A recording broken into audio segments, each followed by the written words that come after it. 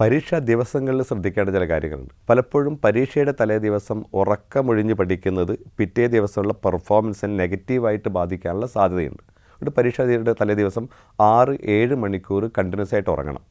നേരത്തെ എഴുന്നേൽക്കുക, പ്രാർത്ഥിക്കുക, സന്തോഷത്തോടെ പരീക്ഷകളിലേക്ക് പോവുക. പരീക്ഷകളിലേക്ക് പോകുമ്പോൾ 2-3 പേനയോ കരുതുന്നത് എപ്പോഴും നല്ലതാണ്. പുതിയ പേനയായിട്ട് പരീക്ഷാ ഹാളിലേക്ക് പോകാതിരിക്കുന്നതാണ് നല്ലത്. എപ്പോഴും പരീക്ഷ നല്ലത് വിരലുകൾക്ക് പരിചയമുള്ള അല്പം എഴുതി തഴഞ്ഞ പേനയാണ് പരീക്ഷ നല്ലത്. അതാണ് കൂടുതൽ ഫ്ലോ കിട്ടുക. ഇനി പരീക്ഷ ഹാളിലേക്ക് എത്തുമ്പോൾ ഓടിക്കഴിച്ച പരീക്ഷ ഹാളിലേക്ക് എത്താതിരിക്കുക. പരീക്ഷ തുടങ്ങുന്നതിനും കൂൾ ടൈമിൻ്റെയോ ഒരു 5 മിനിറ്റ് മുമ്പ് തന്നെ പരീക്ഷ ഹാളിൽ കയറിയിരിക്കുന്നതായിരിക്കും നന്നാവുക. സ്വാഭാവികമായിട്ടും ആ സമയത്ത് ചെറിയ ടെൻഷനൊക്കെ ഉണ്ടാവും. ആ സമയത്ത് ബ്രീത്തിങ് എക്സസൈസ് എടുക്കാം, പ്രാർത്ഥിക്കാം, സന്തോഷത്തോടു കൂടെ ക്വസ്റ്റ്യൻ പേപ്പർ നമുക്ക് വാങ്ങിക്കാം. 15 മിനിറ്റ് നമുക്ക് കൂൾ ടൈം ഉണ്ട്. ആ സമയത്ത് ക്വസ്റ്റ്യൻ പേപ്പറിലൂടെ നന്നായിട്ടൊന്ന് കടന്നു പോവുക. ചിലപ്പോൾ ആദ്യമായിട്ട് ചോദ്യം വായിക്കുമ്പോൾ ആദ്യത്തെ 2-3 ചോദ്യങ്ങൾക്ക് ഉത്തരം കിട്ടാതെ വന്നേക്കാം. നല്ല പ്രധാനപ്പെട്ട കാരണം ടെൻഷൻ കൊണ്ടാണ്. ആ സമയത്ത് ആത്മവിശ്വാസത്തോടു കൂടെ ചോദ്യപേപ്പർ കംപ്ലീറ്റ് ഒന്ന് വായിക്കുക. ഒരുപക്ഷെ അവസാനത്തെ ചോദ്യം വായിക്കുമ്പോൾ ആദ്യത്തെ ചോദ്യത്തിൻ്റെ ചില ഉത്തരത്തിൻ്റെ സൂചകങ്ങൾ അവസാനത്തെ ചോദ്യത്തിലുണ്ടായേക്കാം. രണ്ടാമത് ഒരാവർത്തി കൂടി ചോദ്യപേപ്പർ വായിക്കുമ്പോൾ സ്വാഭാവികമായിട്ട് നേരത്തെ അറിയില്ല എന്ന് തോന്നുന്ന ചോദ്യങ്ങൾക്ക് ഉത്തരം ഉണ്ടാവും. ഉത്തരം നമ്മുടെ മനസ്സിലേക്ക് വരും. പിന്നെ 1-2 ചോദ്യത്തിന് ഉത്തരം ആ സമയത്ത് കിട്ടിയില്ലെങ്കിൽ ടെൻഷൻ ഉണ്ടാവേണ്ട ആവശ്യമില്ല. നിങ്ങൾ അറിയാവുന്ന ചോദ്യങ്ങൾക്ക് ഉത്തരം എഴുതുക. അറിയാത്ത ചോദ്യങ്ങൾക്ക് അവസാനം വീണ്ടും അതിനനുസരിച്ച് ഉത്തരം എഴുതുകയാണ് വേണ്ടത്. പിന്നെ സമയത്തെക്കുറിച്ച് കൃത്യമായ പ്ലാനിങ് ഉണ്ടാവുക എന്ന് പറയുന്നത് വളരെ പ്രധാനമാണ്. ഇനി സ്റ്റേറ്റ് സിലബസിലാണെങ്കിൽ 40 മാർക്കിൻ്റെ ചോദ്യങ്ങളും 80 മാർക്കിൻ്റെ ചോദ്യങ്ങളാണ് 10th ഇനി +2 ആണെങ്കിൽ 80 മാർക്കിൻ്റെ ചോദ്യങ്ങളാണ് അധികവുമുള്ളത്. 40 മാർക്കിൻ്റെ ചോദ്യത്തിന് ഒരു കുട്ടിക്ക് ലഭിക്കുന്നത് 90 മിനിറ്റാണ്. 40 മാർക്കിന് 90 മിനിറ്റ്. അവിടെ നമ്മൾ കൃത്യമായിട്ട് പ്ലാൻ ചെയ്തിട്ടില്ലെങ്കിൽ പലപ്പോഴും സമയം മതിയാവാത്തതായിട്ട് വരും.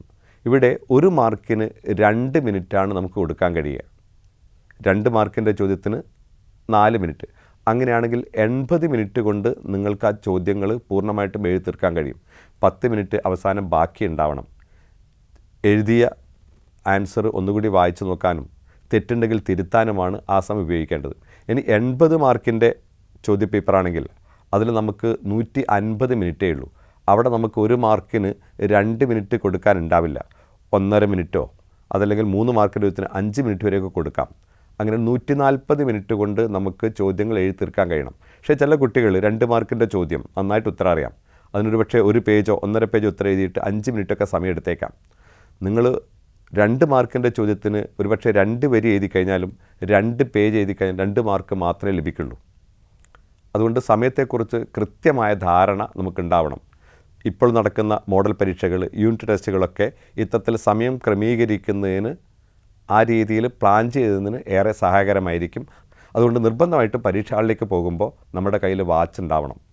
ഓരോ ചോദ്യവും കഴിഞ്ഞതിന് ശേഷം വാച്ചിലേക്ക് നോക്കി ടെൻഷൻ അടിക്കേണ്ട ആവശ്യമില്ല. ആദ്യത്തെ 5 ചോദ്യങ്ങളെ ഒരു ക്ലസ്റ്ററാക്കി എടുത്തിട്ട് ആദ്യത്തെ 5 ചോദ്യങ്ങൾ ഓരോ മാർക്കിൻ്റെ ചോദ്യമാണെങ്കിൽ 5 മാർക്കാണ്. ആ 5 മാർക്കിന് 40 മാർക്കിൻ്റെ ചോദ്യമാണെങ്കിൽ നമുക്ക് 10 മിനിറ്റ് സമയം കൊടുക്കാം. ഇനി 80 മാർക്കിൻ്റെ ചോദ്യപേപ്പറാണെങ്കിൽ നമുക്കൊരു 7-8 മിനിറ്റാണ് കൊടുക്കേണ്ടത്. ആ 8 മിനിറ്റ് കൊണ്ട് ആ 5 ചോദ്യങ്ങൾ എഴുതി തീർക്കാവുന്ന രീതിയിൽ നമ്മൾ പ്ലാൻ ചെയ്യണം. ഇപ്പോൾ ചിലപ്പോൾ ചില ചോദ്യങ്ങൾ അറിയാത്തുണ്ടായിരിക്കാം. അറിയാത്ത ചോദ്യങ്ങൾക്ക് സമയം അറിയുന്ന ചോദ്യത്തിന് എടുക്കുക എന്ന് ഒരിക്കലും കരുതരുത്. അറിയാത്ത ചോദ്യത്തിൻ്റെ സമയവും അതിന് തന്നെ കൊടുക്കേണ്ടതുണ്ട്. പക്ഷെ അത് അവസാനമാണ് കൊടുക്കേണ്ടത്. പിന്നെ സാധാരണ രീതിയിൽ പരീക്ഷ പേപ്പർ നോക്കുമ്പോൾ ടീച്ചേഴ്സിന് ഇറിറ്റേഷൻ ഉണ്ടാക്കുന്ന കുറേ കാര്യങ്ങളുണ്ട്. പലപ്പോഴും ഹാൻഡ് റൈറ്റിംഗ് ആണ്. വളരെ ചെറുതാക്കി എഴുതുന്ന കുട്ടികളുണ്ട്. ലെൻസ് വെച്ചാൽ പോലും കാണാൻ പറ്റാത്ത രീതിയിൽ അത്യാവശ്യം വലിപ്പത്തിൽ എഴുതുക എന്ന് പറയുന്നത് വളരെ പ്രധാനമാണ്. അതിച്ചിട്ട് അമിതമായ വലിപ്പത്തിൽ എഴുതേണ്ട ആവശ്യമില്ല. മറ്റു ചില കുട്ടികൾ പലപ്പോഴും ഡോക്ടറാകാൻ ആഗ്രഹിച്ചിട്ട് ഡോക്ടറെ പോലെ എഴുതി ശീലിക്കുന്ന കുട്ടികളൊക്കെ ഉണ്ട്. നിങ്ങളുടെ ഉത്തരം ശരിയായതുകൊണ്ട് മാത്രം നിങ്ങൾക്ക് മാർക്ക് കിട്ടില്ല. പരീക്ഷ വാല്യൂ ചെയ്യുന്ന ആൾക്കാർക്ക് അത് കൃത്യമായിട്ട് മനസ്സിലാക്കാൻ കഴിയണം. ഇനി കൈയക്ഷരം മോശമാണെങ്കിൽ ടെൻഷൻ അടിക്കേണ്ട ആവശ്യമൊന്നുമില്ല. അവർ വാക്കുകൾ വിട്ട് എഴുതുക. പ്രധാനപ്പെട്ട പോയിൻറ്റുകൾ പറ്റുമെങ്കിൽ അണ്ടർലൈൻ ചെയ്യുക. കാണുമ്പോൾ ഒരു വൃത്തിയും ഭംഗിയൊക്കെ ഉണ്ടാവുക.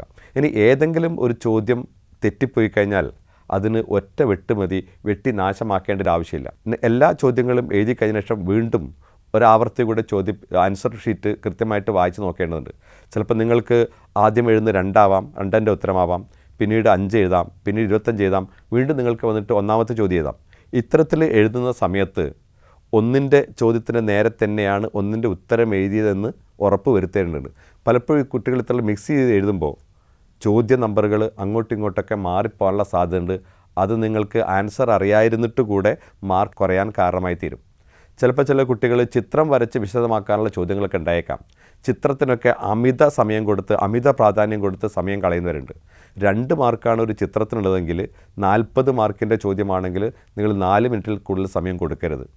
ഇനി 80 മാർക്കിൻ്റെ ചോദ്യമാണെങ്കിൽ അവിടെ നിങ്ങൾ 2 മാർക്കിൻ്റെ ചോദ്യത്തിന് 3-3.5 മിനിറ്റേ കൊടുക്കാൻ പാടുള്ളൂ.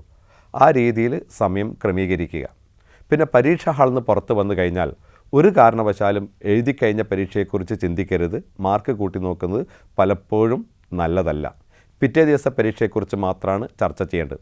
പിന്നെ പരീക്ഷാ ഹാളിലേക്ക് പോകുന്ന സമയത്തും 2-3 പേനയൊക്കെ കരുതുക. മാത്രമല്ല കുടിവെള്ളം, തിളപ്പിച്ചാറിയ വെള്ളമൊക്കെ പരീക്ഷാ ഹാളിലേക്ക് കൊണ്ടുപോകുന്നത് നല്ലതാണ്. പരീക്ഷയ്ക്കിടയിൽ ചിലപ്പോൾ 1.5 മണിക്കൂർ അല്ലെങ്കിൽ 2.5 മണിക്കൂറൊക്കെ പരീക്ഷയ്ക്ക് ഇരിക്കുമ്പോൾ നമുക്ക് വെള്ളം കുടിക്കുന്നത് നമ്മൾ കൂടുതൽ ഉത്തേജിപ്പിക്കുകയും പരീക്ഷയെ കൂടുതൽ അനായാസം എഴുതാനും സഹായിക്കും. പരീക്ഷയുടെ തൊട്ട് മുമ്പ് ദഹിക്കാൻ കൂടുതൽ സമയം ഉള്ള ഭക്ഷണം കഴിക്കാതിരിക്കുക. ബ്രേക്ക്ഫാസ്റ്റ് കഴിക്കാതെ ഒരു കാരണവശാലും പരീക്ഷാ ഹാളിലേക്ക് പോകരുത്. ഇത്തരം കാര്യങ്ങളൂടെ ശ്രദ്ധിക്കുന്നത് ഏറെ നന്നായിരിക്കും.